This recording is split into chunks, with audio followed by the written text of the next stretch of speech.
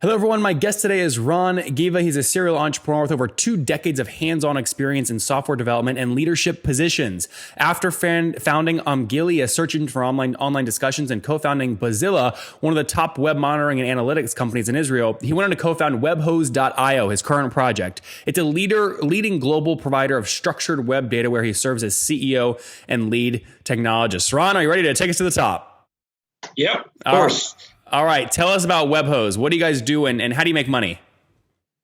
Well, we sell data feeds. We turn the web into machine-readable data feeds, and either individuals or companies tap into this data to feed their analytics applications. So it could be from brand monitoring, PR applications to cybersecurity, financial applications, anything. We basically leveling the playing ground, letting anyone have access to data from the web.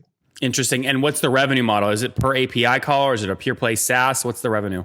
It's a SaaS or data as a service, subscription based. You can go ahead and it's a freemium model. Basically, anyone can sign up for free, get access up to 1,000 API calls for free. And then you can upgrade, downgrade, cancel any time. We don't shackle you into long-term contracts because if you see value, you will keep on using us. That's what we saw and that's how we go. So we have private users, developers, and we have enterprises using our software. And give me a general sense, because I know you have multiple kind of pricing levers on your monthly subscription plans, ranging from news, blogs, and reviews to e-commerce product data to broadcast media transcripts. So do people have to choose what kind of data they want? And then basically, if they want multiple forms, move those levers up in each category? Exactly, yeah. So they can start very small and scale up, down very elastically. We see us doing to web data or data provisioning what Amazon did to server hosting. So you can go ahead and scale very fast and low as you need. You don't have to go ahead and buy a big plan upfront. Interesting. So to avoid going down kind of every customer cohort, just quickly give me an average customer. Are we talking $1,000 a month, 10 grand a month, $1 million a month? Generally speaking, where are you at?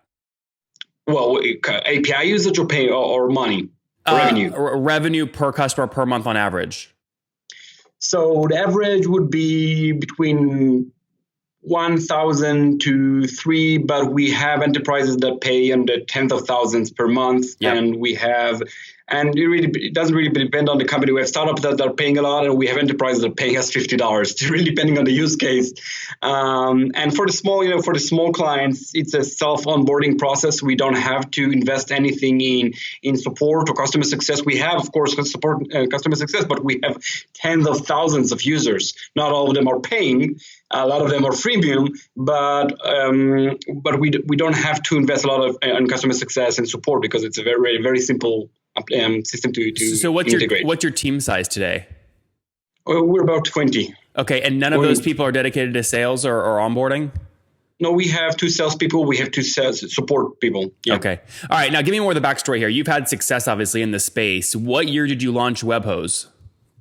So WebHose is kind of a long story because we started, you mentioned in the beginning, I started back in 2007, even before that I was self-employed, developing all sort of P2P software. And what's P2P, platform? No, P2P is file sharing applications. And they were quite successful, but I didn't see a real career going forward with it. So then I went ahead and thought about maybe I create something for businesses. And all those applications had message boards on them. Where people chatted. And I thought to myself, well, people are speaking and talking. Companies might be interested in knowing what people are saying about them. So I went ahead and created the first challenge was to create a system that will gather this information. That was the first basic technology. Didn't know what to do with it, so I created Omgili, B2C search engine basically. And I got some traction, got a VC calling me. I didn't know what to do with that. I didn't know what a VC was even. Eventually, a nice VC from Israel was interested to invest seed funding of about $600,000, but no one else in Israel believed in the in brand monitoring market. Actually, never. No Israeli VC ever invested in this field. So what happened to that company? Did you just shut it down, or you sold it for a nice price, or what? So I found another company that we together decided to go ahead and build Buzzilla. And eventually that company called Buzzilla acquired Omgili. Got it. And kind of was too late to go to the international market. So we succeeded in the Israeli market, but failed going global. And the last project that we tried to, before WebHose, that we tried to launch was an application called PR Track It that was supposed to track. Well, hold on. What happened with Buzzilla? So did you shut that down or get a soft landing? It's working. What? It's doing very well in Israel, but we tried to go global and failed all the time. Well, so who's running that now? How did you remove yourself as CEO and keep it going?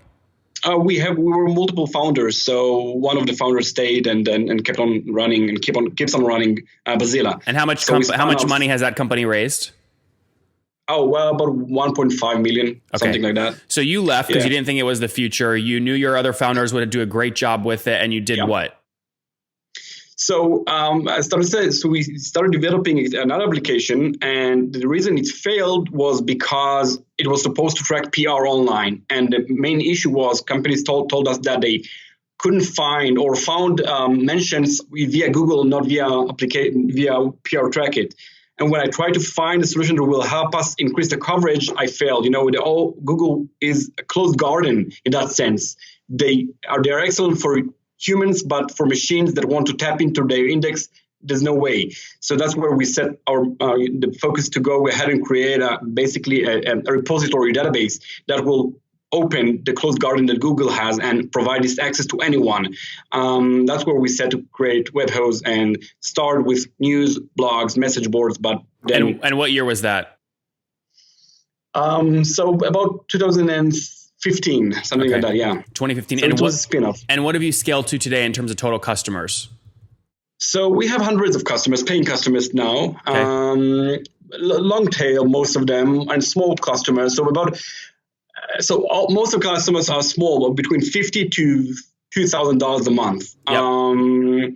But we have some few dozens of enterprises that are about 70% of the income are enterprise. Yep. But when you say hundreds, I mean, are we talking 300 or 1,000, like 900? About 300, 350 paying customers. And what are you growing the company at right now year over year, would you say? Like 100%, 50%, 10%? Yes. So between 2016 and 2017, it was 100%, but it's easier when you have lower income. Yeah. Now we expect to grow about 70%. We are really accelerating as we are providing more data feeds. For example, we recently launched the dark web data feed, and we see a lot of cybersecurity interest. So we see a lot of cybersecurity companies where the money is bigger there. And we see more and more brands tapping into this data. So if on the brand monitoring, you had marketing departments using our customers, more and more brands, since they're hiring internal data scientists, they want access to the data. So they come straight to us and not necessarily through our clients. So for marketing departments, it's excellent. But for data scientists, they need the data. Ron, going back real quick to growth. So 100% year over year the past 12 months, ideally 70% over the next 12 months here through 2018. Give us a sense of where you're at today in terms of MRR. MRR about $260,000. Okay. Yep. And that's about right. That, if I take, 300 customers times a $900 a month price point, you get about 260 or somewhere around there. Yeah. That's great. And then since you grew 100% year over year over the past 12 months, that means back in December of 2016, you were doing what, somewhere around 130 grand? Yeah. Yeah. Interesting. Like that, yeah. Interesting. And what's driving most of this growth? Where are you getting these customers from? So it's organic. We're now increasing our sales team because we're not doing outbound. I really don't want to do outbound, but most of our leads are coming inbound. So from AdWords, but also organic or from our clients, because of the method of the freemium model, you have a grassroots approach. WebHose is the go-to place when you need content or web data. So developers are talking about us and projects are being published using our data. So providing a freemium solution is also a great marketing approach. You mentioned some ad spend. Give me a general sense of how much you're spending per month on direct paid. $4,000, not a lot. So very little. Now, in that paid channel, on average, what are you spending on CAC to acquire these guys? That's a good question. I have no answer for you. We just are installing now a BI system to help out with the numbers that you are requesting. Which system did you install out of curiosity? That's not my I think a Microsoft BI, if I'm not mistaken. Okay. Yeah, Interesting. that's not my. So right now you don't really know what your CAC is. No, Okay. but it's very low because we don't rely on AdWords to get our customers. It's mostly organic, so it's mostly content. Yep. And of course, grassroots. How many of your team of 20 are focused on creating content? 2 actually, and Okay. 2 when we are now using external companies as well to use our data to write about it, and we see a lot of developers writing about us. So that helps as well. What tool do you use to get other people to write about your data? Not necessarily, we just provide this data. So people are, using the data and writing about how they did what. Yep. And writing blog posts. Churn in a SaaS company is obviously critical. Tell me about your churn. So again, that's a hard number to test that we didn't really test until recently. I can tell you that on the enterprise part, so the higher the amount they pay, we see near zero churn. We have clients, I told you, we started back in 2007 with providing this data. So we have clients going back in 2007. We never lost an enterprise client unless he went out of business. Of course, on the lower plans, the freemiums, the $50 plans, we see much higher churn. I don't have an exact number for you. You're giving me logo churn, obviously, right? Which is, hey, a high number of small customers will churn. We don't really care about that because we don't have any churn in our higher markets. So that's why most people like to talk about revenue churn instead. It normalizes that difference. What are you at in terms of revenue churn? I don't have a number to give you. Sorry. How do you not know that number? That's like a critical number in a SaaS company. When you are VC backed, it is, but we're not. Even when you're bootstrapped. I mean, how do you know if you have a leaky bucket or not? Well, we do have, but it's on the small numbers. I told you. Like less than what? Oh, less than 5% probably. Yeah. Annually? Yeah. Okay, and that's gross churn or net? So when you add back your expansion revenue year over year, that would be so net. So that's net. That's net. I told you that's healthy. On the low number. Yeah, that's healthy. So net revenue churn annually less than 5%. That's healthy. Now, as you grow and you try and drive 70% year over year, would you say more of your revenue or more of your expansion opportunity is coming from getting people to move those little levers on your pricing page up, driving expansion revenue, or actually bringing on brand new customers? Bringing brand new customers. Upsell, it happens.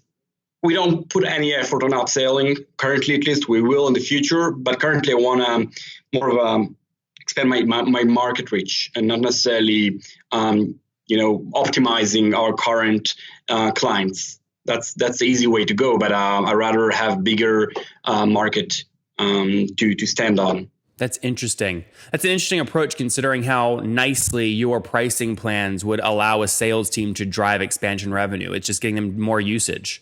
It's nice, but it really depends on the use case, on the demand of the client. I want to push a client to go ahead and increase its usage if it doesn't have a use case. If it grows, we will grow with him. Because I always believe that that's why you can cancel anytime. That's why you can downgrade in time. I really believe that we shouldn't shackle for long term, because even if someone is for some reason stopped using our service, I don't want his money. Yeah, Ron, just to be clear, I'm not talking about locking people in. What I'm talking about is if people are getting value out of your product, they should ideally use it more, and it should drive expansion revenue. And what you're saying is, no, we're not focused on expansion right now. We're focused on getting new market share. But because we are providing an API, the more clients they have, the more API calls they will need. So they basically are working for us in a sense. The more successful they are, the more API calls they will need. They will upgrade organically their plans. I don't need to push them to do that. That's not necessarily. I rather have a new client or focus my efforts to add new clients. So you don't have an infrastructure like, all the guys that are in the kind of web plumbing space. And I mean, that's, Zapier, Segment, these guys, it's the same model as yours in terms of billing per API called data as a service. And Wade showed me they can drive more API calls by helping their partners, their customers launch more integrations. You're saying you can't do that same thing. You can't drive more useful usage. No, because it's usually plugged into a specific use case. So sometimes, they won't use the API correctly, and we will help them with that.